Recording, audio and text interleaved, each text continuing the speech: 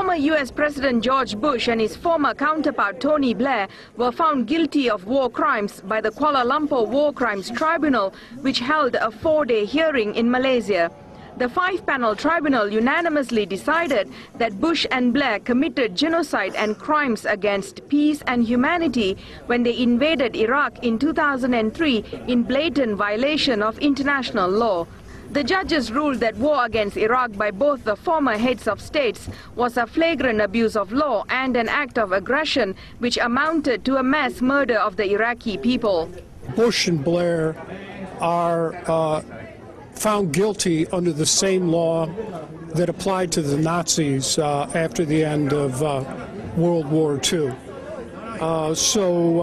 They are international criminals, guilty of Nuremberg crimes against peace, and they should be prosecuted by any state in the world that gets a hold of them.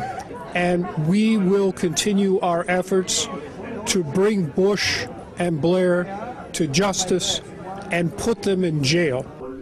In their verdict, the judges said that the United States, under the leadership of Bush, forged documents to claim that Iraq had weapons of mass destruction. They further said the findings of the tribunal be made available to members of the Rome Statute and the names of Bush and Blair be entered into a war crimes register. There is also a recommendation that this be circulated to states, because all states have universal jurisdiction, and therefore whenever Bush or Blair appear within their shores, there is an obligation under international law to commit these criminals, international war criminals, through the justice system.